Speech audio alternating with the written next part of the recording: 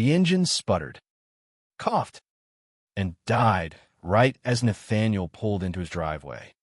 The old Chevy pickup groaning like it had given up on life. He slammed his fist on the steering wheel. The weight of the day, another rejection from a job interview, another bill he couldn't pay, crushing him like the rust eating away at his truck. Then, across the street, he saw him, Elias, the new neighbor, leaning against a sleek motorcycle, watching with a curious, almost amused smile. Nathaniel had noticed Elias the day he moved in 2 weeks ago. It was hard not to. The man was a walking contradiction, broad shoulders and calloused hands that spoke of hard work. Yet a face so unfairly beautiful it could have graced a magazine cover. Elias had waved once, a quick lift of his hand, and Nathaniel had fumbled his coffee mug in response, spilling it down his shirt. Since then, he'd avoided eye contact, convinced his new neighbor was either too cool or too straight to bother with someone like him. A 28-year-old barista with a broken truck and a heart still bruised from a breakup 6 months ago. But now, Elias was crossing the street, toolbox in hand, his navy flannel shirt unbuttoned just enough to reveal a glimpse of tan skin. "Sounds like your truck's got a death wish," he called, his voice warm with a faint southern drawl. Nathaniel froze, 1 foot out of the cab, his pulse kicking up like he'd just run a mile. Yeah, he stammered, brushing his dark hair out his eyes. "It's been on its last legs for a while. Mind if I take a look?" Elias asked, already setting his toolbox down by the hood. Nathaniel nodded, too stunned to argue, and watched as Elias popped the hood with the confidence of someone who knew exactly what he was doing. The late afternoon sun cast long shadows, painting Elias in golden light as he leaned over the engine, his sleeves rolled up to reveal strong forearms. Nathaniel tried not to stare, but it was a losing battle. "You're new around here, right?" Nathaniel said, desperate to fill the silence before his thoughts wandered too far. Elias glanced up, his green eyes catching the light. "Moved from Nashville a couple weeks back. Needed a change." He paused, wiping his hands on a rag. "You been here long?" "Born and raised," Nathaniel said, leaning against the truck. "This town's small, but it's home. Even if it feels like it's suffocating me sometimes." He hadn't meant to say that last part, but something about Elias's easy presence made him want to spill his guts.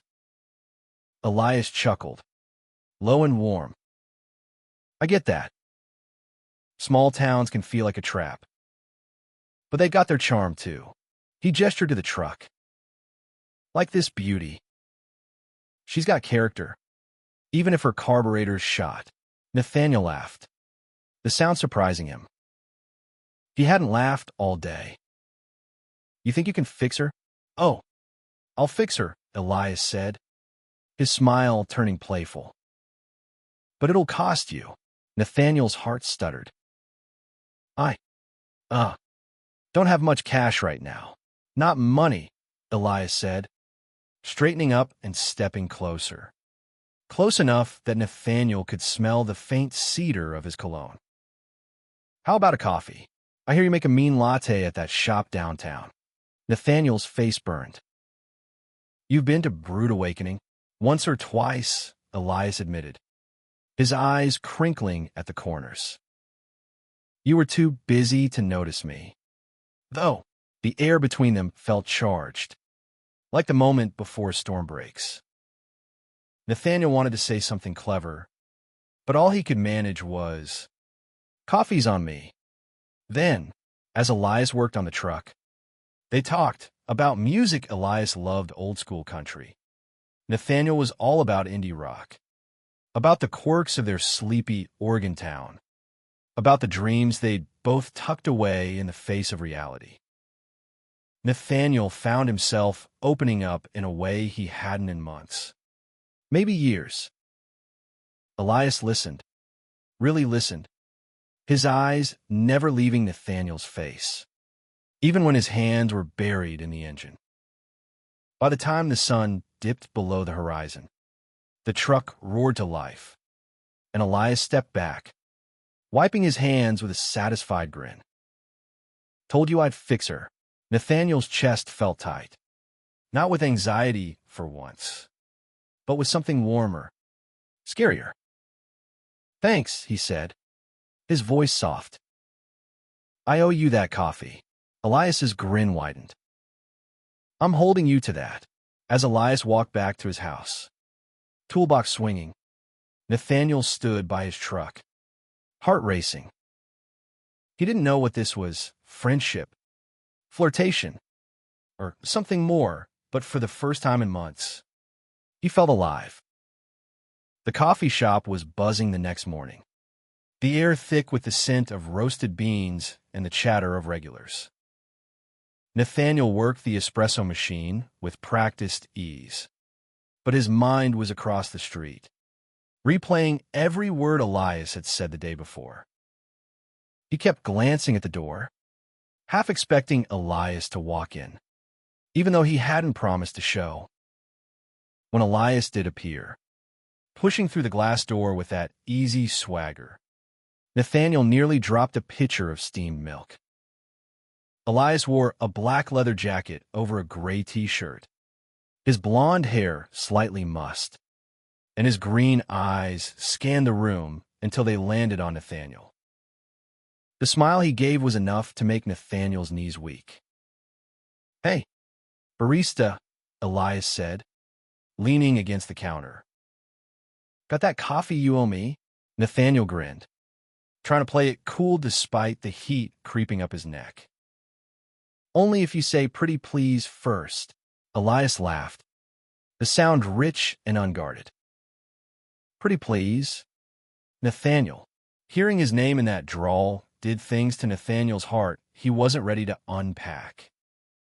He busied himself with the coffee, crafting a perfect latte with a heart-shaped foam design he hoped Elias wouldn't notice. He did. Fancy, Elias said, raising an eyebrow as he took the cup. You do this for all your customers. Only the ones who fix my truck, Nathaniel shot back, surprising himself with the flirtatious edge in his voice. They fell into an easy rhythm, bantering between orders. Elias stayed for an hour, nursing his coffee and asking Nathaniel about his life, his art degree he hadn't used, his dreams of leaving town but never quite managing it. Nathaniel learned Elias was a mechanic by trade, but had a passion for restoring vintage cars, a hobby he'd picked up from his dad. There was a sadness in his voice when he mentioned his father, but he brushed it off before Nathaniel could ask.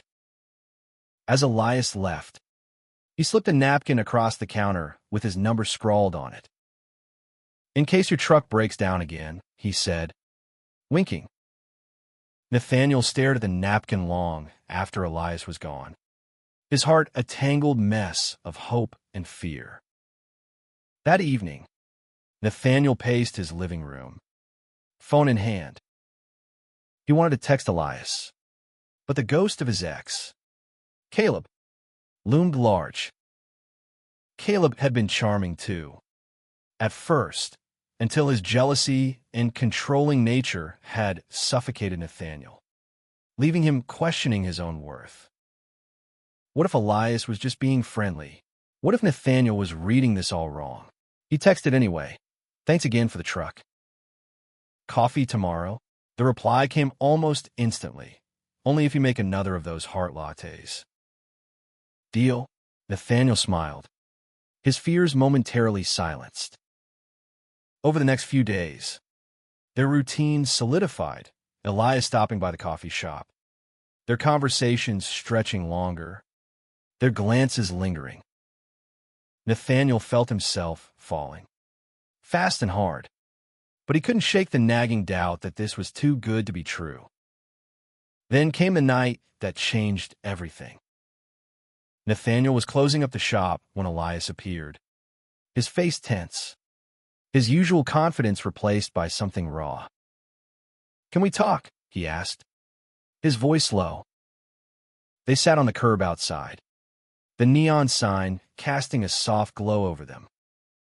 Elias told Nathaniel about his past, a toxic relationship in Nashville that had left him scarred, a family that didn't accept him after he came out, a life he'd rebuilt piece by piece. "I moved here to start over," he said, staring at the stars. "But I didn't expect you." Nathaniel's breath caught. "Me?" Elias said, turning to face him. Their knees brushed, and Nathaniel felt the world narrow to just the two of them. "You're real, Nathaniel. You're kind. You make me want to stick around." Nathaniel wanted to kiss him, to close the distance between them, but fear held him back. Instead, he reached for Elias's hand, their fingers intertwining. It was enough. For now. The days blurred into a haze of stolen moments, Elias helping Nathaniel sketch designs for a mural he'd always wanted to paint. Nathaniel sneaking Elias free pastries at the shop, their hands brushing as they passed tools in Elias's garage. But beneath the warmth, Nathaniel felt a storm brewing. He hadn't told Elias about Caleb, about the way his ex's betrayal had shattered his trust. Every time Elias's hand lingered on his, Nathaniel's heart screamed to let go, to trust again, but his mind whispered warnings. One Saturday, Elias invited Nathaniel to his garage to see the vintage Mustang he was restoring. The air smelled of oil and metal, and Elias looked unfairly good in a grease-stained t-shirt, his hair falling into his eyes as he explained the car's history. "She's a 1967, he said, patting the hood. "Been through hell, but she's still got fight in her. Like us," Nathaniel said, the words slipping out before he could stop them. Elias's eyes softened. "Yeah, like us." They worked side by side, Nathaniel handing Elias tools, their shoulders brushing. When Elias reached for a wrench and their fingers tangled, he didn't pull away. Instead, he stepped closer, his voice low. "You ever going to tell me what's holding you back?" Nathaniel froze, his heart pounding. "What do you mean? You're here." "But you're not all here," Elias said, his green eyes searching. "Like you're waiting for me to screw this up." Nathaniel wanted to deny it, but the truth clawed at his throat. He told Elias about Caleb, about the late-night fights, the way Caleb had mocked his dreams, the way he'd left Nathaniel feeling small and unworthy. "I'm scared," Nathaniel admitted, his voice breaking. "Scared you'll see me the way he did." Elias's jaw tightened, but his touch was gentle as he cupped Nathaniel's face. "I'm not him," he said fiercely. "I see you, Nathaniel. All of you. And I'm not going anywhere." The kiss that followed was electric, a collision of fear and longing that left Nathaniel breathless. Elias's lips were warm, his hand steady, and for the first time in months, Nathaniel felt safe. But safety was fleeting. That night, Nathaniel got a text from an unknown number. "You think you can move on? You'll never be enough." His blood ran cold. It was Caleb. He hadn't heard from him in months, but the words hit like a punch, dragging up every insecurity Nathaniel had buried. He didn't tell Elias. He couldn't. Instead, he pulled back, canceling plans, dodging Elias's calls. Elias noticed.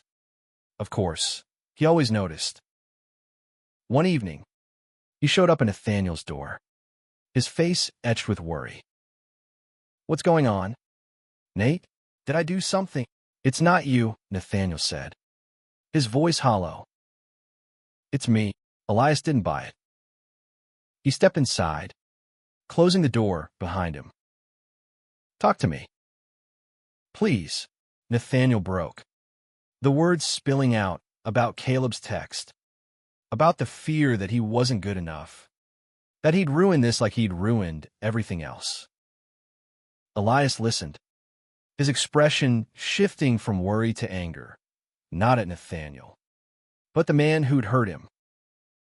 He's wrong, Elias said, his voice steady. You're more than enough. And I'm going to prove it to you. Elias made good on his promise.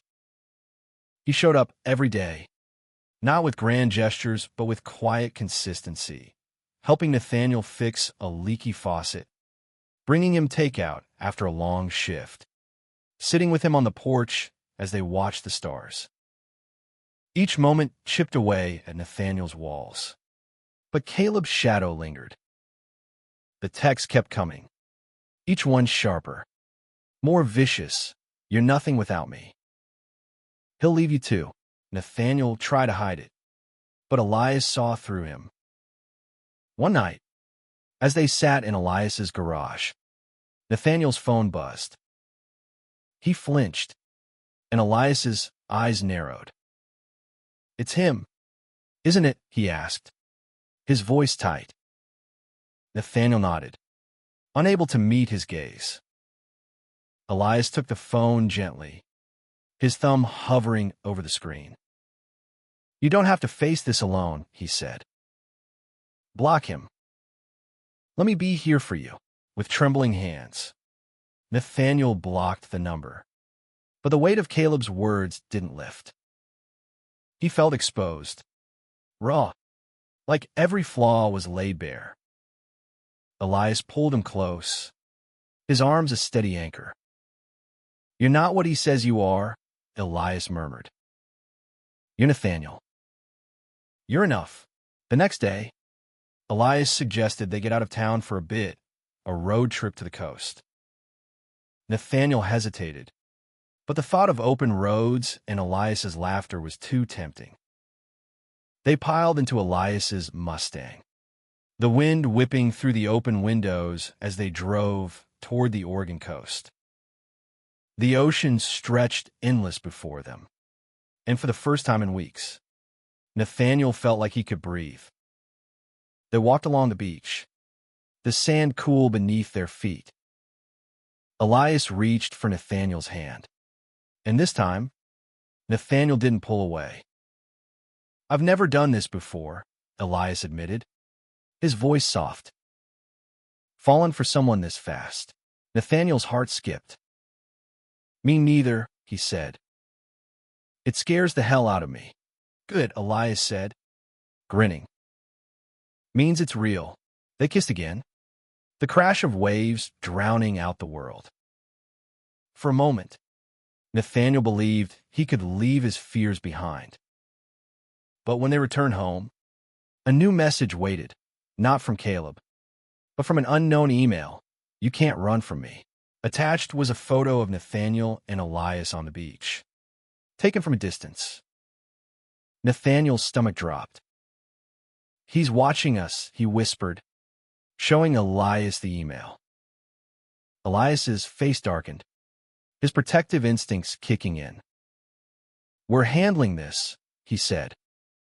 Together, Elias took charge, his calm resolve grounding Nathaniel as panic threatened to consume him.